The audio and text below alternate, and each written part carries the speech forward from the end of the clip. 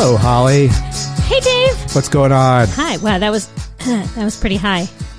You're excited to be here. Huh? How are We got a new venue. we? Have a new. I like to change it up. This is pretty good, right? All right, we're at the Cantos Castle? I assume this is the dinner table. This is the dinner table. Nice. Welcome. Instead of the garage, class it up a little. We'll go out to the garage.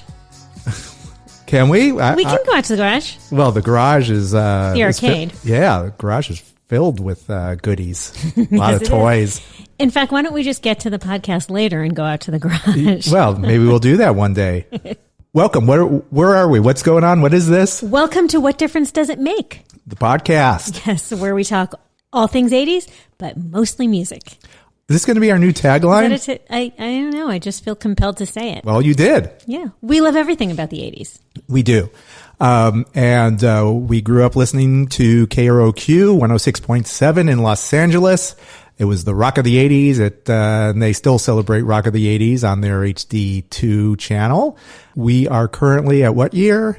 We are celebrating 1983 with the 106.7 songs on KROQ from 1983. Yes. And we are slowly counting them down in 10-song chunks. And right now we're at 60, and we won't stop until we get enough. Yeah. That was 1979, I believe. So we won't even talk about that. That's it. I think we just did. Okay, a little bit. Back in 1983, as most radio stations did, they had their top songs of the year, and because KROQ was a little quirky, they did their 106.7 songs of the year. Now they're not as quirkier. They They weren't as quirky. They're not as quirky now. You know what? I'm going to go with quirkier. They are on HD2. Quirky. Still, yes. Yes. If you go on their website, you will see the top 80 of each year. So there were 26.7 songs that were not on the list, that were left off the list in order for them to fit in the top 80 of each year. But we like to talk about the songs that were left behind. We like to talk about Jimmy the Hoover and whoever. Pat Wilson. A lot of songs that were lost, are lost through time. And it's kind of fun to revisit those songs. And that's kind of why we do that. It's a fun exercise, actually. We also like to guess which songs were axed from the list. Yes. I will ask Holly throughout our countdown if this song is still on the list or if it has been axed off and forever forgotten until right now when we're discussing the song. Yes. So there we go. That's it in a nutshell. Do we have a nutshell? Crack. Okay. Let's count them down, shall we? Shall we, Casey? All right. We start with number 60. Yes. Were you a Thompson Twins fan? What's not to love about the Thompson Twins? You never can answer yes or no. There's always something more complicated about it. No, I mean, it's... Yes. I love the Thompson Twins. Yes. No Thompsons, no twins, no lies. No lies. They're going to get you. Yeah. Yeah. Yep. Their first top 40 hit here. Was it? Yes. And it was their first song to do better in the States than in the UK, where they're from. Interestingly enough, this song made up to 30 on the U.S. charts. However, on the dance charts, it hit number 1. How about that? Yeah, I love that. Of course, that's when I started to do my deep dive. And what did you find? I wanted to look at what other songs were number 1 in 1983 on the dance charts. And I think I'm going to make another Spotify playlist because this list is phenomenal. What else did you come up with? All right. I'm dying to know. All right. So we started off the year 1983 on the dance charts. The song that greeted us was It's Raining Men by the Weather Girls. Hallelujah. Yeah. So that was 1 week at number 1 in 1983. Then it went to Lies, 2 weeks. Yeah. Then for 11 weeks, all cuts off of Thriller. All cuts, it says. 11 weeks there. Okay, here's one that's going to surprise you. This spent 2 weeks at number 1 on the dance charts. Greg Kinn's Jeopardy. On the dance chart. On the dance charts. Our Love's in Jeopardy. Pretty amazing. Then we go, there's an artist named Retta Hughes, Angel Man. She's a soul singer, musical theater actress. She sang backup on Feel Like Making Love. And Feel Like Making Love, like Bad Company? No, I feel like making love to you. You don't? No, don't make It sounds crazy. like Bad Company to me. No, that was Baby, when I think about you. I feel, that was like, Roberta Flack was, just, I feel like making love. See, sounds the it's same a to me. lot. No, completely different. Okay. So that was a hit. Then we had David Bowie's Let's Dance, of course. A good one. Then Irene Cara's Flash Dance. What a feeling. ... Not parentheses, but it was. So we're in the year of the ellipsis? This was 80. No, this is the year of The parentheses. So yeah, Flash Dance, 3 weeks. Then we had, of course, some of these songs like Let's Dance was on the KROQ list. Greg Kinn's Jeopardy is on the KROQ list. The next song, Men Without Hats, the Safety Dance. I can hear it in Spell my it head. out. I'm not going to sing. Okay. S, A. Yeah, there you go. So that was on number 1 on the dance charts. So some dance, Let's Dance, Flash Dance, Safety Dance. If it Number had dance one. in it, it automatically went to number 1 on the dance chart. Apparently. And then the Human League came along with their parentheses and told you to keep feeling that. Fascination. Yes. Then there was this song which reminded me of how much it was just a crazy song. The band called Freeze. Do you remember Freeze? FREEZIOU. And sometimes Y. Yes. AEIOU. And sometimes Y. They were initially known as one of the UK's main jazz funk bands of the early 80s. Is that true? I would hate to be known as a jazz funk band from the 80s. That sounds horrifying.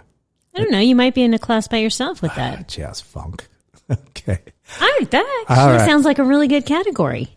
Yeah, and there's more. One of your favorites. Yaz, Nobody's Diary. Right? I love that song. Yeah, but it wasn't on their this wasn't on KROQ's list. But still a great song. It's amazing. Yeah. This was their last song actually. They broke up right after it. This was released. I'm tearing up. Oh, I know, but they're still, still at the music. Moye went on for some solo stuff. Yeah. Still went gold in the UK. Yeah, made it up to, it says it peaked at number 69 on the Billboard 200. But are we talking about Yaz? Or Yaz, Nobody's Diary. That was the end of Yaz, but still, it's a good swan song. Then there was this song called by this artist, Slingshot, who did this medley, or actually it was a mashup of Billie Jean, the song Billie Jean, mashed into Do It Again, the Steely Dan song.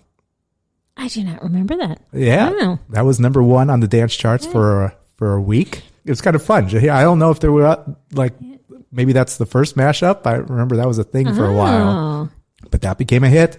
Then we go to Herbie Hancock's Rocket for 4 weeks. Madonna made her first appearance with Holiday and Lucky Star, 5 weeks. Shannon, Let the Music Play.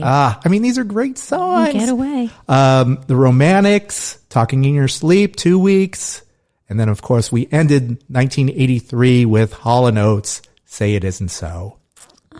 See? So it was a good year. It was a good year for the dance chart, too. Indeed. That's why we cut it up in 1983. Maybe we should migrate over to the dance chart. Well, I don't know. I'm sure I think, I don't know. Ebbs and flows, ups and downs. Yeah. It started to move in a different direction, dance. But I think probably in 82, 81, 82, 83, that was probably like the prime years where it was like KROQ and dance kind of melded together. That's pretty funny because you see what number 59 is. I know we're not necessarily ready to I was move on yet, but... Yes, I was going to lead right into that. Dance, dance, dance.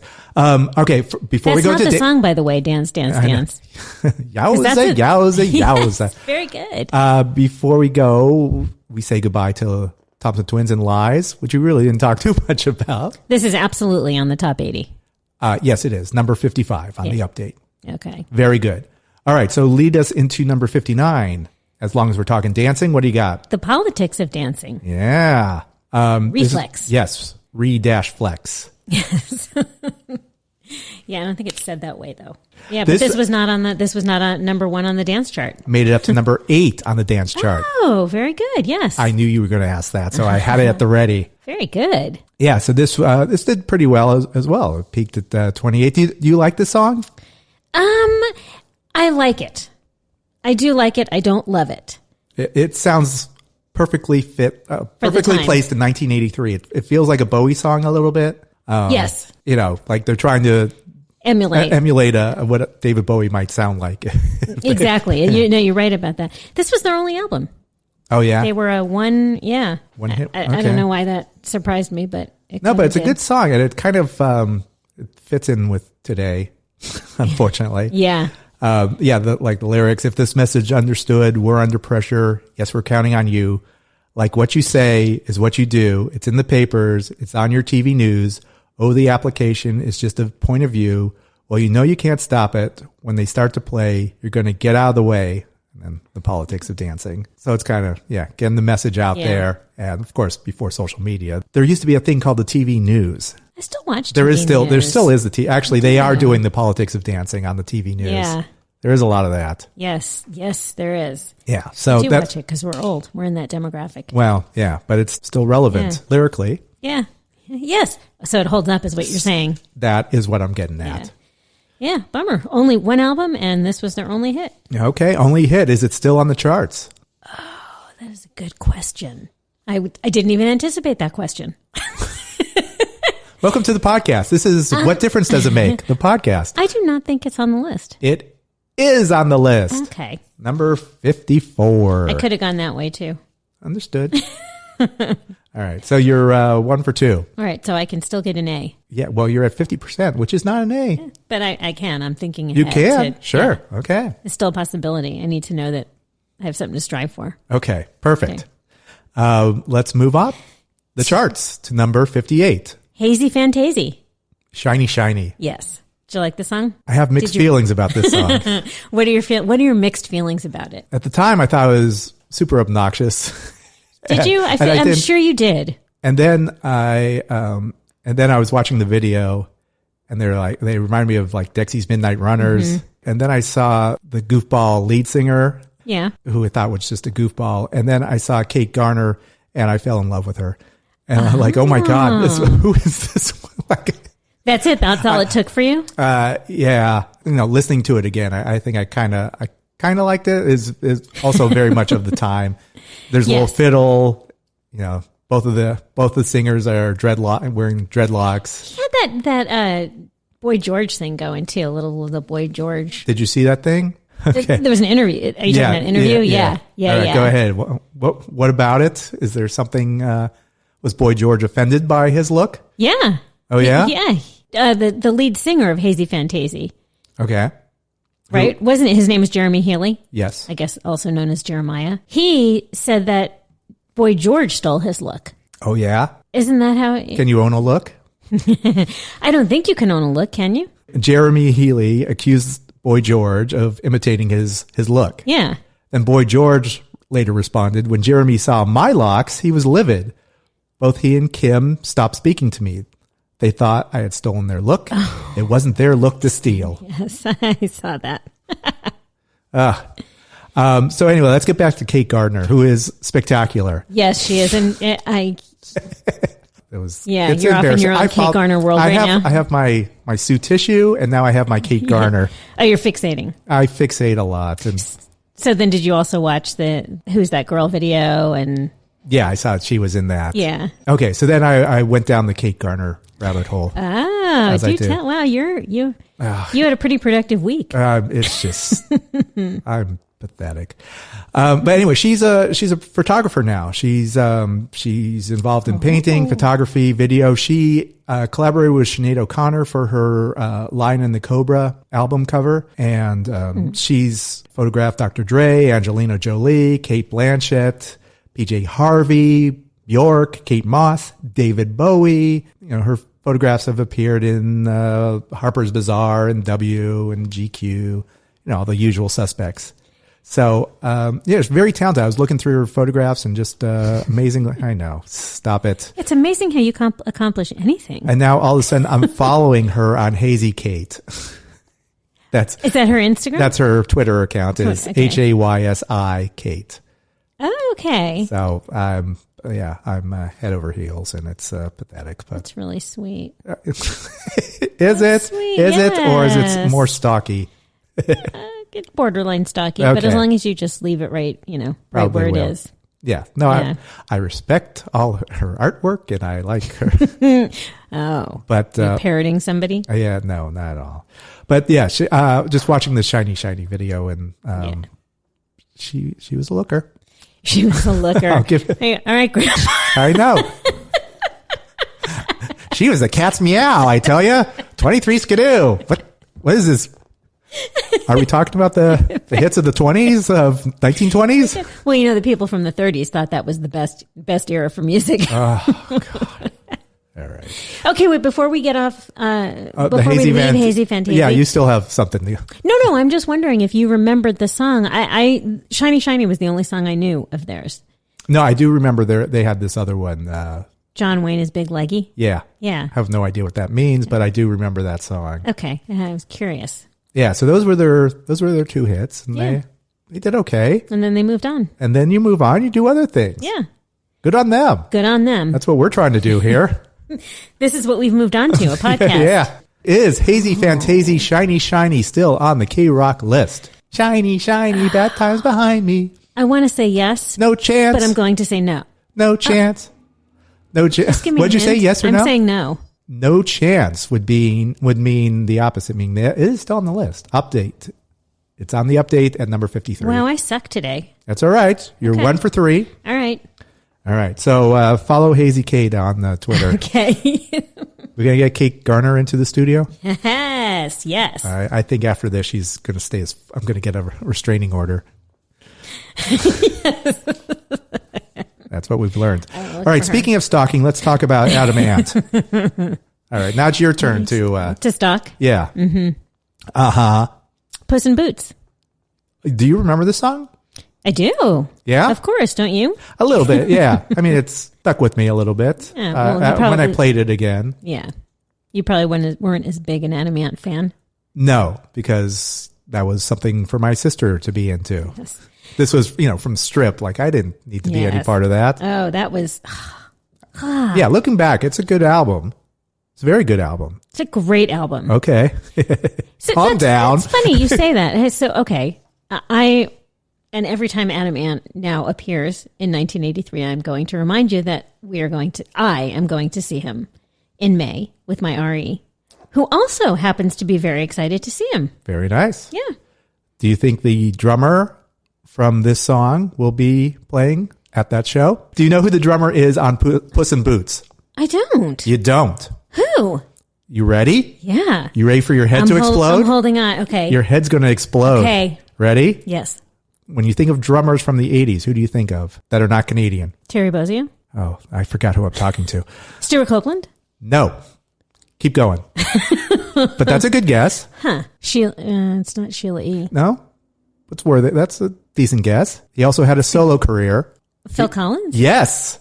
Phil Collins played on Puss in Boots? Yes, he played the drums on Puss in Boots. How about that? No, I don't think he'll be making an appearance on May 16th when we go to see them. Do you? No, not at all. Here's a fun fact I learned about Puss in Boots. Did you watch the video? Not when I was doing my research this time. Oh, you did not do good research because you did not go on the Celebrating Cats in Movies and Television website. Again, you had more time than me this week. Yes. All I can see is Antonio Banderas now. No, well, I mean, in the video, he dresses up. Okay, so he dresses up as a mouse, and there's a temptress who turns into a cat. A temptress. Yes. Is that another word from the 20s? Yeah. Damn you, Holly. Anyway, so from this website, I learned that the actress who's playing the part of the Pussycat is Karen Landau, and the cat actor was reportedly named Shabs. So there you go. Shabs the cat. That is a fun fact. It is. Shabs is a good name. So next time if you have a cat, in honor of maybe you should change his name to Shabs. Then how would they come when I called them? Yeah, that's true. Cats are all about that. Shabs, okay. And Karen Landau she turned into the cat. Okay. It's kind of a fairy tale going on. Yeah. If you remember the video, which we might post on the website, maybe. One day we're going to post We are going to post some videos, right? Yeah. Yeah. Yeah. Yeah. All right. Puss in Boots by Adam Ant from the album Strip. still relevant because you're going to see him on May 16th. On May 16th. However, is this still on the list? Oh, Keep in mind, you are 1 for 3 right now, so choose wisely. Okay, there are going to be plenty of Adam Ant songs on the list, I think, or others, if not many. So I do not think Puss in Boots is still on the list. You were putting a lot of thought into that, and that's good because that is correct. This is not on the list. Yes. So am I 2 for 4? 2 for 4. You're back to 50%. Okay. Hey, did you know that Adam Ant dated Jamie Lee Curtis and Heather Graham? Not at the same time. Really? Yeah. At least that's the information I have. I don't want to spread any gossip. That's quite Jamie Lee is how much older than Heather Graham? Could be Heather Graham's, probably. So he aged out of the Jamie Lee Curtis girlfriend, and so he had to move into a younger model, which happens. I don't know which was first. We're assuming that Jamie Lee Curtis was first. Of course. Yes. Are you kidding? Jamie Lee Curtis in 1983? All right, don't get me started. Yes. I'm going to go down there. Yes. Yes. That's Trading Places right there. That's all right. Awesome. You don't even want to go in my head right Your now head's because I'm at Trading Places right now, which is not good. And then I'll go to Roller Girl, which is not the same thing. Yeah. Good on Adam, man. Yeah, it's good to be a rock star, right? It must be. It must be. One day we're going to be rock stars. We should try and one day. Yeah. How about now? Can I be one you now? want to be a rock star now? But wait, along with being a rock star comes stalkers, and he had a stalker. Oh, much like I'm the stalker like for you're Kate stalking Garner. Kate Garner, exactly. Yeah, okay. Yeah. So it was 3 years she tormented him. She actually entered his house once and left him a cake. Have you stopped, Holly? What type of cake did you make him? It's chocolate. Oh, good. I heard he likes it. All right, so good. I'm glad we're both, equally we're both obsessed guilty with that amount. Stalking. In case you're wondering who's going to be on the cover of our little of Prisoner magazine. Of our pocket. There's always a featured picture. Oh yes. I wonder who's going to be on the front of this. We're going to be fighting between Kate Garner and Adam Ant. Yeah, probably. Mm-hmm. Okay. We'll see what happens. All right, Holly, I'm staring at some donuts. Can we take a break and have some donuts? For sure. Let's do that. Okay, but make sure you wash it down so we can understand you when we come back. All right.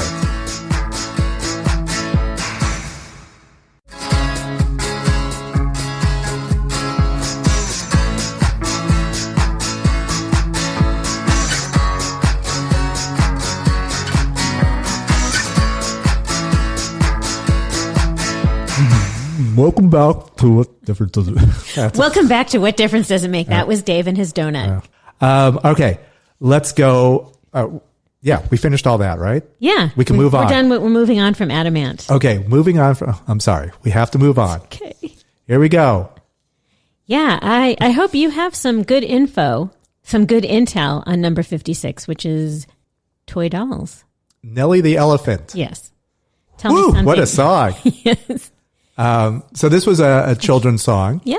Mm-hmm. A lot of punk bands do this. Like they would take a syrupy hit and just kind of speed it up and punk it up. Like, oh, let's take this Carpenter song and just, make it irrelevant because we're punks.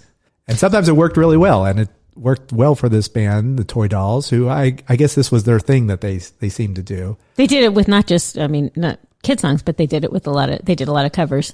Yeah. So that was kind of a novelty. This one worked, actually. It was a hit in the UK. Or actually, it wasn't a hit. The original was from 1956, and it was recorded by an English child actress named Mandy Miller. And it really wasn't a hit song, but it was played a lot on the BBC, and apparently it kind of struck people's fancy. You hear that song, and kind of through osmosis, you kind of pick up on a song that's a childhood favorite, not even watching it, you seem to know. You hear it. Yeah. I never officially heard Baby Shark, but yet I still hear, that's still in my head. And I think this is one of those songs where it's just kind of, everyone just seems to know it. Like Schoolhouse Rock for our generation. Right. Something like that. Yeah, exactly. Do you know who produced this original song from 1956? Do tell. I will tell you, it was George Martin. Really? Yes. Instant credibility. 6 years before he started working with the Beatles. Oh, he produced the original. He didn't produce the punk version? No. No. Surprise. Yeah. Yeah. Oh, that's very cool. Yeah. So, yeah, it was kind of a fun little thing. And so the Toy Dolls did it, and it reached number 4 in the UK. Stayed on the charts for 14 weeks. So good on them. Good on them. I mean, the chorus is just, I don't even want to say the chorus just because it's got a curse word in it, but I'll still say it. You can say it. This is a podcast. You can say it. So it's Nellie the elephant packed her trunk and said goodbye to the circus. Off she went with a trumpety trump, trump, trump, trump. Oh, fuck. Yeah, exactly, right? Yes.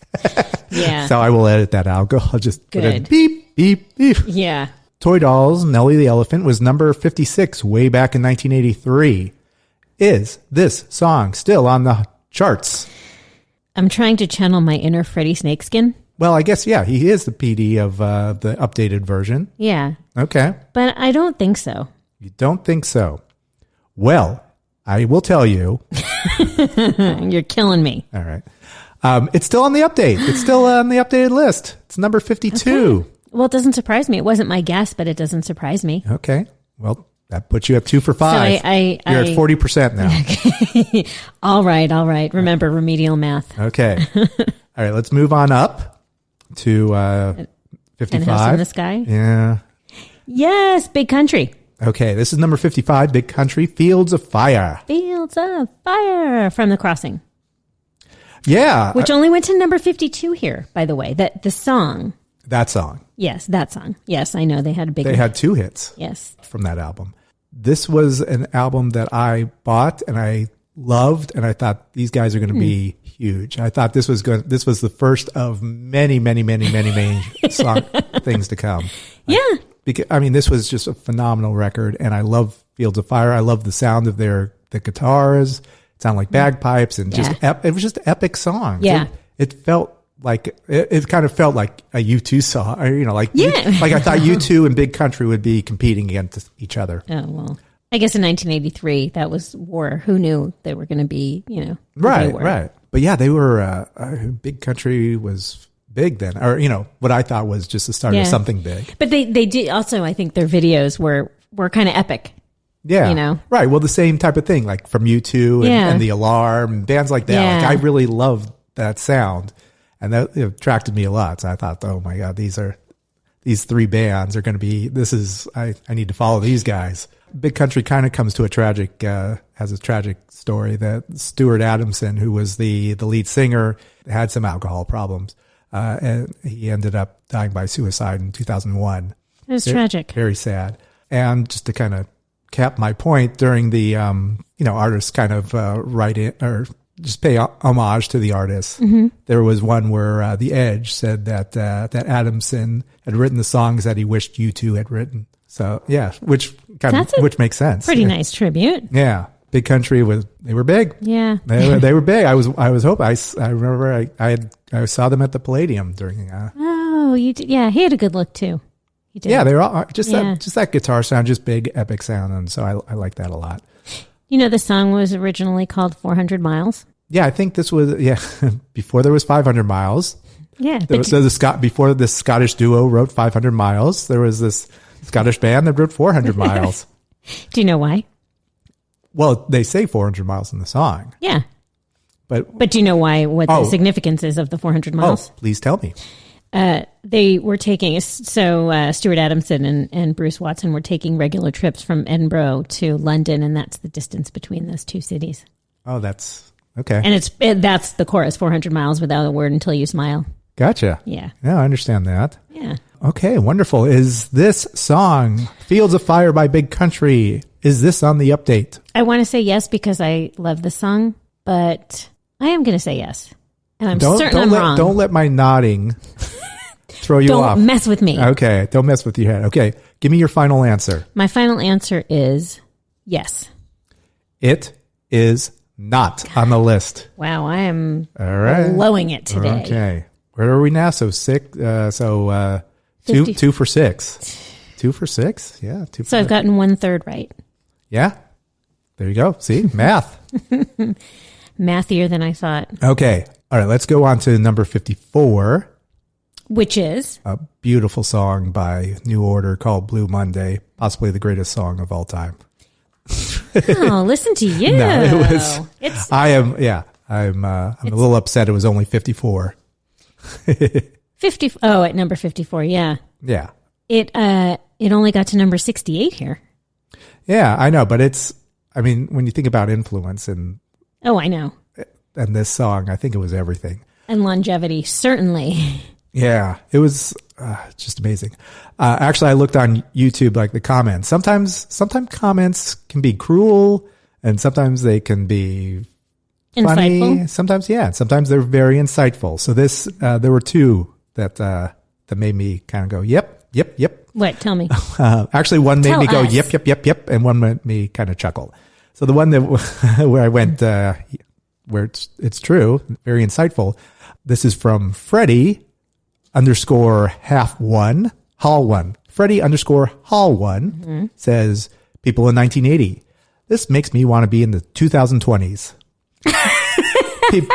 People in 2020, this makes me want to go back to the 80s. Yeah. Yep. Yep. I can see that. Wow. Yeah. Huh. I don't know if that's foreshadowing, foresight. I don't know. No, that's both in the past and in the future. Yeah. When you hear this song, it's like, it still sounds fresh. Yeah. Yes, it does. It does. I mean, it's just such a brilliant sound, and everything is amazing. The one that made me kind of chuckle is from Lesage Williams. Yes. Who said, he put in a quote saying, "The Cure says, I don't care if Monday's blue. New Order says, bet." So there you go. Apparently, this is the best-selling 12-inch single of all time. I believe that easily. Yeah. Yeah. To show you how futuristic it is, the 1983 edition artwork is designed to resemble a 5.25-inch floppy disk. Remember the floppy disk? I vividly remember the floppy disk. That was so 1983. And we still use it to this day. That's how futuristic they are. Yes. You do you? Oh, I do, What of course. I'm have? very old school. Do you have a typewriter? I should. All right, so this made it. This was number 1 on the UK indie charts. In the UK singles, it was number 9. On the US dance charts, it was number 5, which is a crime. I don't know why that didn't hit number 1. And anything further you got? What else you got for me? I just have one little fun. Please do. I don't know if it's a fact, but the keyboardist, her name was Jillian Gilbert. Still is. Yes, it is. She hasn't changed her name. Is it Kate Garner now? Is she in the band? So everything leads back to Kate Garner. Yeah. No, she did an interview in 2013. She said the song was made possible in part by flatulence. Oh, why are you ruining this for me? She said the synthesizer melody is slightly out of sync with the rhythm, which was an accident. It was her job to program the entire song from beginning to end, which she did manually by inputting every note. So she says he had the sequence all written down on loads of paper, all taped together. She said she accidentally left a note out, which skewed the melody. She said, we'd bought ourselves an Emulator 1, an early sampler, and used it to add snatches of choir-like voices from Kraftwerk's album, Radioactivity, as well as recordings of thunder. Bernard and Stephen had worked out how to use it by spending hours recording farts. I believe the drummer would do that. I mean, Stephen Morris, the drummer, that sounds like a drummer thing. But Bernard, come on. See, I have a ton of facts here, but that's the one my eyes were drawn to. I understand. It's farts. It's all about the fart. Is this song on the updated list? Yes. Okay. Is it at number 1 where it should be? No, it is not. Okay. Yes, this is number 50 on the updated list. Okay. Wow, I wouldn't expect it to be that far down. No, well, it was 54 back then. It's 50 now. Still. Yeah, well. All right, so that gives you 3, right? That gives me 3, so I'm 3 for 7. Yeah. All right. Yeah. Maybe I'll get the rest of them. So let's move on to number 53. This is Duran Duran with the reflex. The reflex. Why are we doing this? Why are we doing this? Because it was number one here and in the UK. Why are we including?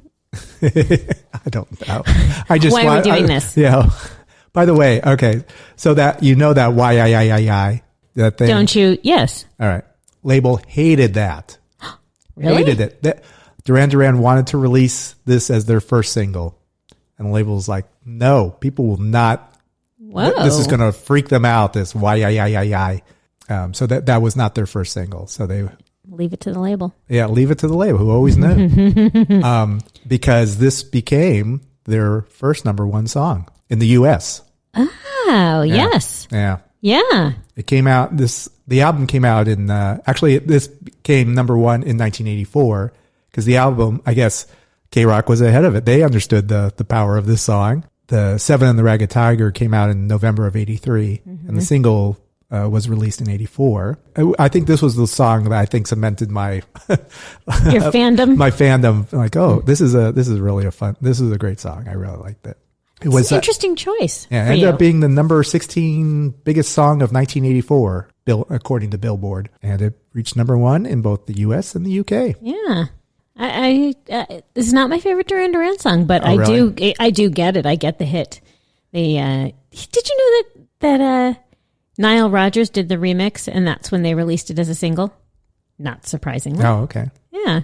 Turns things into hits. Yeah. He's like like the cowbell, Bruce Dickinson, who puts his pants on one leg at a time, but then when after he does that, he makes gold records. It's from the cowbell sketch from SNL. Something else I gotta look at. You haven't memorized that sketch? No. No, and now I'm gonna have to go back and look at it. Oh my goodness. Okay. It was kind of fun. The B-side of the Reflex is this song from the UK called Make Me Smile, which I didn't know. And it was a hit in 1975. It was number one in the UK. Made it all the way up to 96 in the US, which is probably why I didn't know what it was. But apparently Duran Duran loved it, and they did a version of this. Erasure's also done a song, a version of this song. I went to the 1975 version. It's great. It's just that's kind of a fun song. Who is it? Make Me Smile by Steve Harley and Cockney Rebel. Yes. They're only. I don't know. I didn't look any further. I wanted to see if Kate Garner was on there, but she didn't. She wasn't on there. You were chasing her everywhere. Yeah, I know. It's kind of sad. So anyway, the Reflex, brilliant. Did I ask you if the Reflex is still on this update? It is. It is for sure. It is number 49. Yes. Again, also surprised that it's that far down. Okay, so that is, where are we now? So that was 4. Are you 4 for 8? I am 4 for 8. Okay, so we're back at 50%. Okay. Jeez. Okay. This doesn't get any easier. Oh, it does. I know the other. I know the next two. Do you? Yes. The answer may surprise you. All right.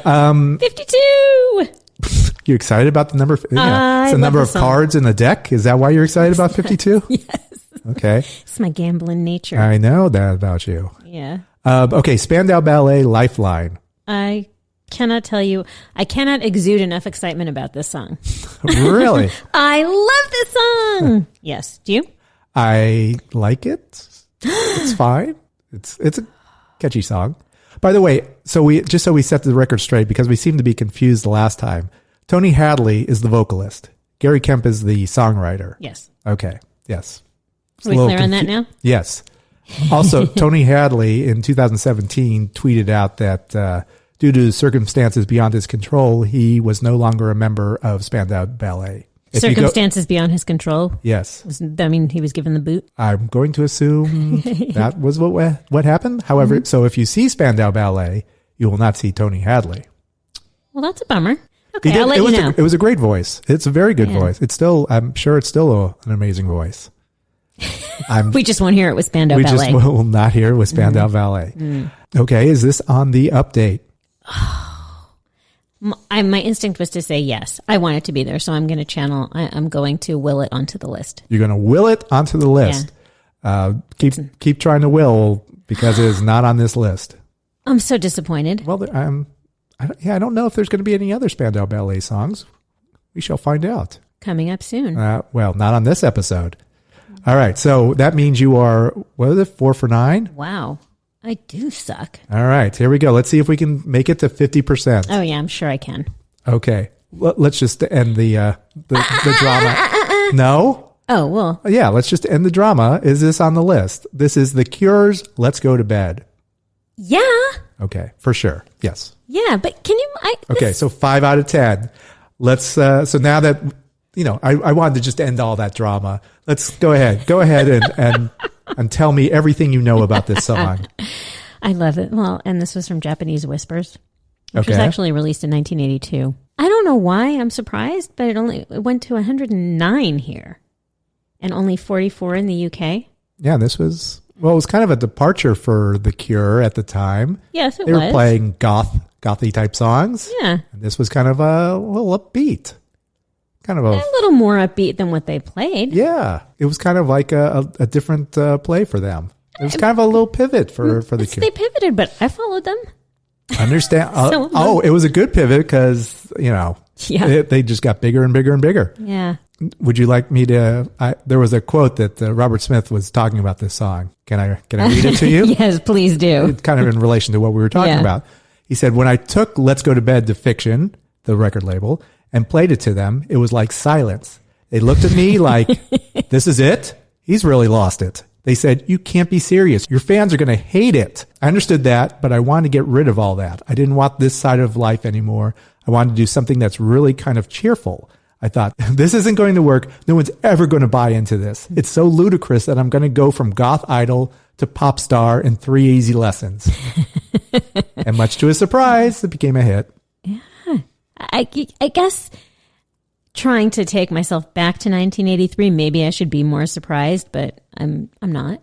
Yeah. Well, their audience changed. Suddenly they had Holly Cantos as their fans. It was, Well, I was a fan before, but I was cemented as a fan. It became, as Robert Smith said, suddenly we had young, predominantly female teenage audience. We had, he said, actually on the West Coast particularly, we had a young, predominantly female teenage audience. Yeah, that was me. It went from intense, menacing, psychotic goths to people with perfect white teeth. It was a very weird transition, but I enjoyed it. I thought it was really funny. He said he says we followed it up with The Walk and Love Cats and just felt totally liberated. Yeah. So this was their pivot. Yeah. I was all in, obviously. We know this. Yeah. I'm glad they took the pivot. I found something interesting about this, which I had no idea. Alternative station in Boston, WFNX. Yeah, legendary. Yeah. Kind of like what KROQ is on the West Coast. There was WFNX. There was, yes. Yes. This song, Let's Go to Bed, was the first song they played when they signed on in 1983, and it was the last song they aired when they went off the air July 20th, 2012. That's fitting. Yeah. All right. We should do the same with our podcast for this episode. Let's just put this to bed, this episode to bed right after we take our quiz. Oh, our quiz. I thought you were pointing at the donuts. I thought we were going to eat some more donuts. Well, donuts are coming up soon. That's why I want to wrap this up. There's donuts awaiting for me. Okay. All right. So are you asking me or am I asking you? I don't know. You write it in the book, Holly. What do you got? I think I asked you. Here's the problem. I don't remember. See, I told you we were going to have this problem. Yeah. You said you were going to remember. Okay. So you're going to ask me the questions. Okay. Excellent. Let's get started, shall we? Let's get started. Let's go crazy. All right. So this is quiz 13. Maybe I can redeem myself. Was I 6 Probably for 10? not. I see a lot of years on this. So, Crap. all right. Are you ready? Ready, Freddie. All right. Here we go. In which year was the Lionel Richie album Can't Slow Down released? 83, 85, 87. 85. That is incorrect. 83. Okay. 0 for 1. Who had success in 1985 with the song Alive and Kicking? Simple Minds. Very good. Okay. Thank you. 1 for 2. 1 for 2. Which song by Lionel Richie begins with the lines, "What is happening here? Something is going on." Running with the Night, All Night Long, Dancing on the Ceiling. All Night Long. That is incorrect. You're Dancing on the Ceiling. You can see that I'm not a huge Lionel Richie You fan. should be. I know I should be. And I hear he puts on a fantastic show. You're always in Vegas. He's in Vegas. I know. Get to it. When I start going to see shows in Vegas, he'll be the first after Britney You go to. and Aerosmith. Which of these albums by the Police was released first? Synchronicity, Zenyatta Mandata, Ghost in the Machine. Come on, Zenyatta Holly. Mandata. Excellent. All right. 2, 4, 4. In which year did Whitney Houston release the song I Know Him So Well? 87, 88, 89. 87. As incorrect. 88. Yes, that is correct.